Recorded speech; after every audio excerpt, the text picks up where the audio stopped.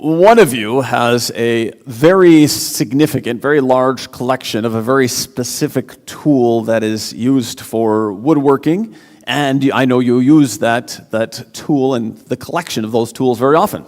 One of you loves woodworking, and you make wonderful pieces. One of you is restoring and has been in a process of restoring a car for quite some time. One of you cuts down trees and sells wood to others. One of you farms berries.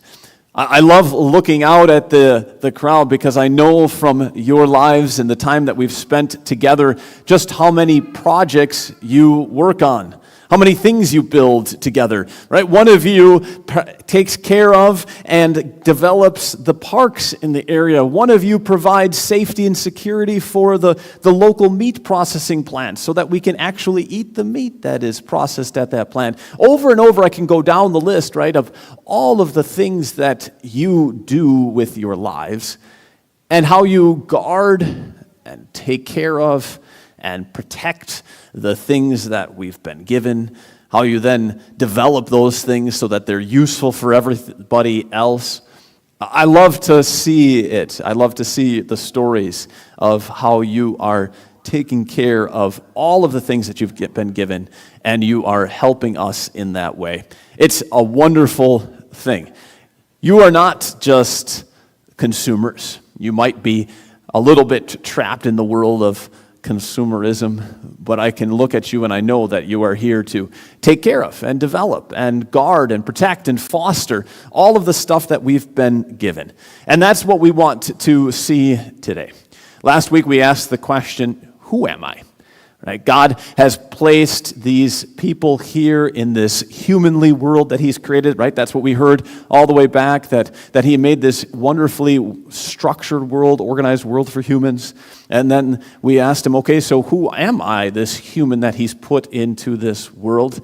And we confirmed our identity as reflected by Him. That is to say, we find our identity in who He is. Well, who is He? And then what are we supposed to be doing? And so we need to answer that question today. That is to say, once we know who He is, we need to then say, well, what are we going to do with ourselves based on what He's done? Right? What are you going to do with your life? And there's a lot of options, there's a lot of answers that the world could offer you today.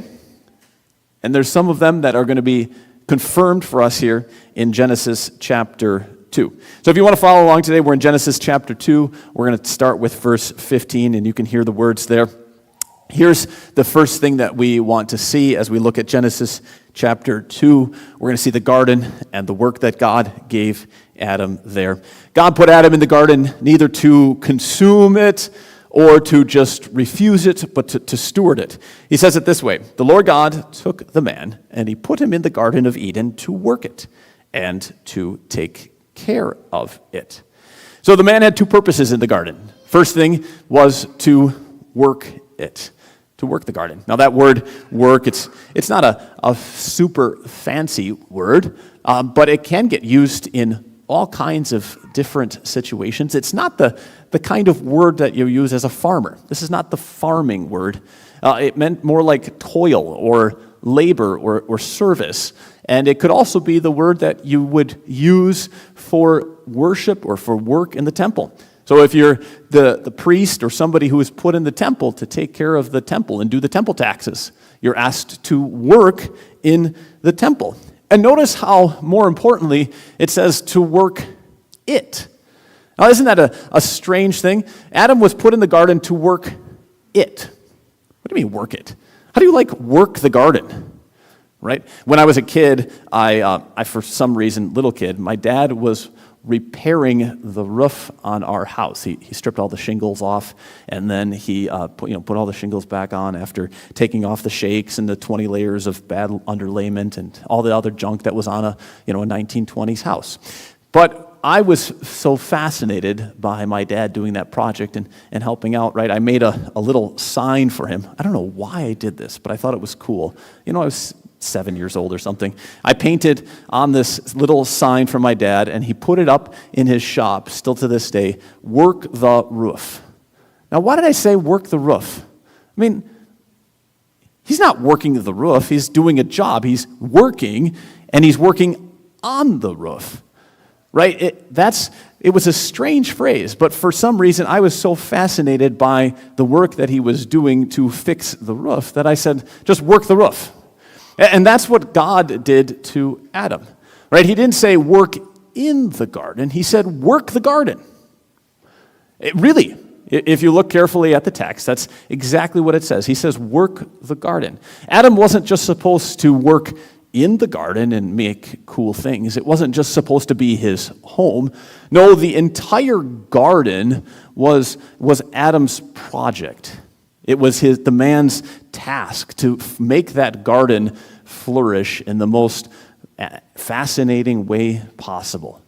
It was working the car. It was working the job, but not just any job. Work the meat. Work the parks, right? Take those things and fashion them, shape them, mold them into the best thing possible. So that was what God asked Adam to do. And from there, then, he went on and he also said, take care of it. You know, I don't know what you think, but when I hear there's a garden and there's supposed to be some taking care of it, I think to myself, okay, like pulling the weeds, trim off the bad vines and the dead branches, right? That's how I think of taking care of the garden. And to be honest, that does not terribly appeal to me. I'm not a fan of pulling weeds. Some of you might really like trimming dead branches. Maybe it's like satisfying for you, but I am not a big fan of trimming branches for hours on end. And so I think to myself, man, Adam had a cruddy job. Like, who wants this job, right? But that's not what actually God said. This word, take care of it, is the same word that you would use for guarding or keeping or protecting something. It can mean to care for something, as in you have something special and you need to treasure it. It's your important possession, and so you just hold on to it. But it means all kinds of things. If you have to protect the city, you would guard it. If you have a command, if you have been given a command, all the commandments, the 10 commandments from God, the Israelites were supposed to guard them. They were supposed to make sure that they were shiny and beautiful for the whole world to see, well protected. This is such a cool picture then, right? Because I don't know about you, but I start to see that as God gave Adam and Eve this garden to live in, it wasn't like a little garden in your backyard where you're like, okay, I got to go pull the weeds today. You know, it's kind of looking trashy. I better fix it up. And, oh, yep. Got a few tomatoes. Isn't that nice? No, this was Adam's project. Right? This was his baby. This was his 1967 Chevelle that he was supposed to restore and make so fancy that the world just loved it, right? This was the thing that he was going to take to car shows and show off and say, can I show you the carburetor? Oh, man, look at the carburetor. Isn't this awesome? Right? He was going to say, yeah, look at these new tires. Look at that tread. Oh my goodness, look at how much tread I got on those tires. Right? Adam was so in love with this garden as the apple of his eye. No, but as the thing that he was supposed to treasure and protect and cherish and make wonderful for the whole world to see. That was what God wanted to have Adam do with this garden. Now, why do I emphasize that so much or spend so much time on that, right? I think you start to see a picture then here of the relationship that Adam had, not only with the garden, but with the whole world through his life. Was Adam supposed to just be a consumer of all of the stuff of the garden? Did God say to Adam, look, Adam, here's this wonderful garden. It's going to produce everything you could ever need. We got the soybeans over there. You know, we got the strawberries back there. We got the apple trees over here. We got the pears down there, right? There's some corn and some wheat, and it's going to give you everything you need. You just enjoy it. Just sit back and relax and enjoy the garden. Is that what God said to Adam? I mean, he could have, right? It was a perfect world. It would have had everything he needed. He could have just said, just take it easy, Adam. I got this garden, I built it for you, and you have a great old life. You just enjoy that life. But that's not what God said to Adam, is it? On the other hand, God could have said to Adam, look, Adam, I'm going to put this garden in the world, but you watch out for it. That garden, that's dangerous garden, right? That's not like a 1967 Chevelle that you need to restore. That's like a 1940s Mustang. That'll be a mess. It's going to suck up every penny that you own. It's going to take up more time than you ever thought possible. That thing is going to be a money pit that will destroy you, and I want you to watch out for that. Now, you need the garden there because you need to eat something, but I want you just to kind of sneak in the garden, and you sneak out of that garden as fast as you can, right? You stay away from that garden. You watch out for that garden because it's an evil trap. Did God say that either? No, he didn't, did he? He didn't. And neither did he say to Adam, hey, Adam, look, there's some land, just a flat place. Good luck. Go take care of yourself. Figure it out. I hope it works out for you. Right? I mean, God could have said that to Adam too. We've been like, yep, there's some land. I hope it works out. Just good luck with it. Get to work. Maybe some things will grow. Maybe you can survive. If you don't work hard enough, you might die. You're just kind of on your own. Good luck, Adam. Right? God could have said any of those things to Adam, couldn't he? But he didn't say any of those things, did he? And I think there's a huge comparison there. There's a distinction for us in the different kinds of work you might have, you and I might think about, in the way we operate in our lives.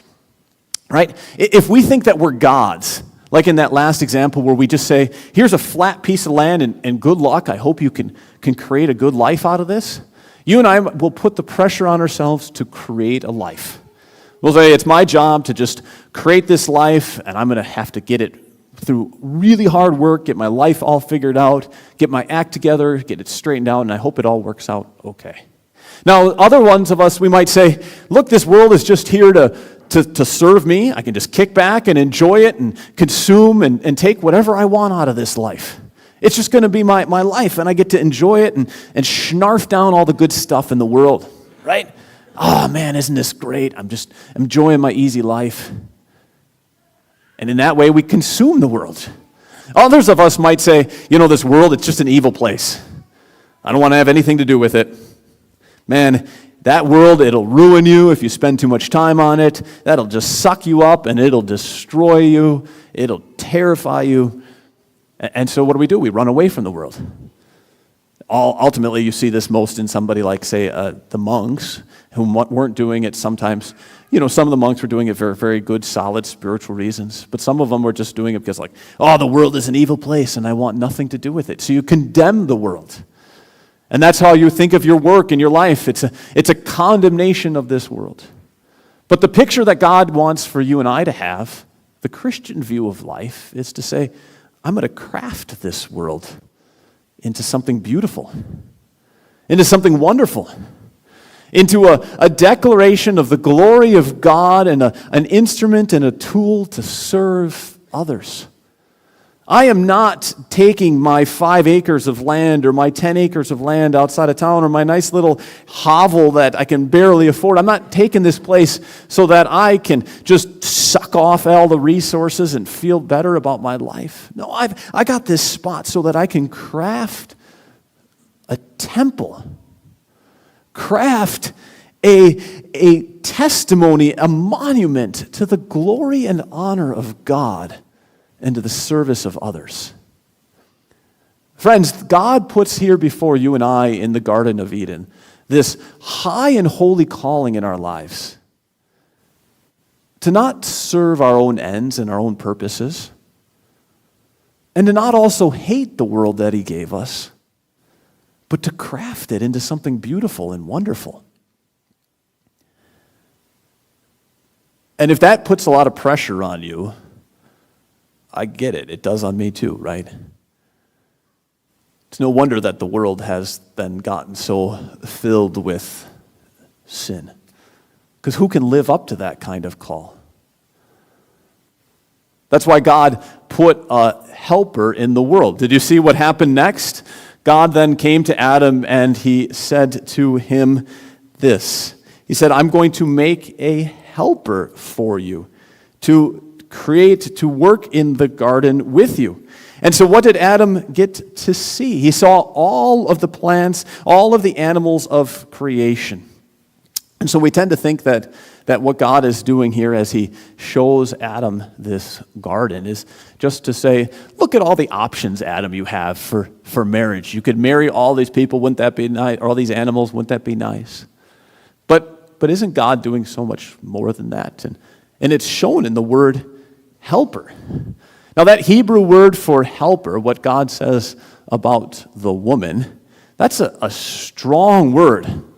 That's not a weak word. That is the Hebrew word that's used for military reinforcements, right? If you're fighting in a battle and the battle is not exactly going your way, you call for help, and the person who comes to help you, they're your helper. They didn't say reinforcements. They said they're your helper.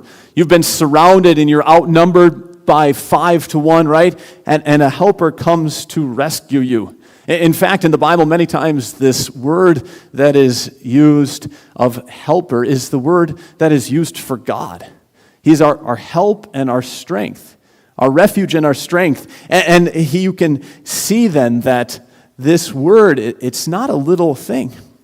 God is the God who gives blindness to the enemies and a plague, and if the enemy is finished. Right? That's the word. So women, if you want to think of yourselves based on Genesis 2 as some kind of like superhero, have at it. Right? You can do that. Now, God says, this is the person that you need, Adam, for your task. Man, you've got this huge task before you, and you need some help. I don't know how that may make you feel, but I think a lot of us would probably say, I don't need much help. You know, I'm doing some fixing up of my 1967 Chevelle out in the garage. My woman's not helping me much with that. She doesn't know how to put a carburetor together, right? You're saying, I'm farming my farm. I'm working out in the farm. What does she know about farming? Well, she can't help me much with that. She can't drive the tractor, right? You say, what do I need help for? I got this all figured out and covered out. But that's where God is pointing out to you and me that the important things of life, the real crafting of life, is stuff that you can't do on your own. Give yourself a hug. Doesn't that feel nice? Feels so good, doesn't it? Oh, I feel so good. I feel like I'm loved. I feel like people care about me. No, you can't give yourself a hug. You can't assure yourself that somebody really cares about you. Wake up in the mirror and you look at yourself in the mirror and you give yourself that pep talk. All right, self, you got this today. Today is your day. You can do this. You're going to win, self. You got this. Doesn't work, does it? It's not the same as your partner, your wife, looking at you and saying, yeah, you failed. You really kicked the pooch on that one. But you know what? Today's a new day. You're forgiven. Start over. Let's get back at it. Right? Or when you really mess up in life, you can tell yourself all you want. I just got to forgive myself. I just got to forgive myself. I can move on past this if I just forgive myself. But it's not the same as having your partner look at you and saying, yeah, I saw what you did. You really messed up. That was really bad. But you know what? I forgive you. I forgive you and I love you anyway. I'm not going anywhere. I'm right here with you. There's nothing like having that partner to really give us life. And that's what God has put into our lives. That's why God put a woman there, but that's why God has put the man and the woman together so that we could have that partner, especially so that she could do that for him. So he can carry out the work, and together they can be the tools in God's world to glorify God. You can't craft this world any other way. And if you still think to yourself, and I'm sure you do because I know that you're like me, that is way more than I can do. I can't be that helper, and I can't be that worker. then you need to know what the rest of the Bible says about this story. Because this is a really, really hard story. Right? It gives us a huge task to do, to craft this world into a wonderful place. But God has far and away showed that this world did not work out. What Adam failed to do, then, he sent a second Adam. The story doesn't end with this event. Genesis goes on into Corinthians. I love this word from 1 Corinthians chapter 15. So it is written, the first Adam became a living being, the last Adam a life-giving spirit. If you want true life to carry out this work, it's not going to come because you've got the best partner in the world. It's not going to come because you finally figured out what your job is supposed to be, what you're supposed to do with your life. It's going to come because you've got the life-giving spirit. You've got the second Adam. There's a famous old story I love that helps me see this all the time. Right? There's a story about a whole chain of climbers. There was a whole group of men. They were trying to climb up a sheer ice face. And so they were all linked together so that they could supposedly hold themselves up as they climbed up this icy, rocky face. One man, though, at the end of the chain, slipped. He lost his footing, and his axe slipped out of the icy wall, and so he fell. The second man was supposed to hold him up, but he slipped too, and he started to fall. And man after that man, the whole way down the line, they all fell off the wall. Their combined weight just dragged everybody down so they couldn't even stay. There was only one man left on the wall as they all started to swing down and pull each other away. And they would fall into an abyss that had no bottom. The last man, he hung onto that wall. He knew what was coming, and so he swung his axe into the wall with a mighty swing, and he stuck his feet hard into the icy grip, and he held on for dear life. And with a sickening crunch, the rope smashed tight around him and collapsed his whole body, crushed him to death. But he held on the wall. And because he held, the whole rope, the whole string, all of them didn't fall. That's a picture of what Jesus did for us as the second Adam. The whole of this world was falling down into that deep and dark abyss, the one that we're going to hear more about next week in Genesis chapter 3. And we had failed to live as that first Adam was called to do. To work for this world and to serve God and to glorify Him before all of humanity. But that second Adam came along and he held on to the wall. He held on to the task that God had given him so that all of humanity could be pulled up with him. And if you think that your life has been dragged down so far, so badly that there's no hope for you, there's no answer for you, there's no solution for you, that you'll never get out of the abyss, you need the second Adam. You need the man who held onto the wall and pulled us all out. That's how you and I can work for God and for the world. That's what we get today. So let's come before the Lord in confession of our faith with the words of the Nicene Creed today, as we remember that we work for God and for humanity, and together we will bring glory to Him. Let's stand as we confess together the words of the Nicene Creed.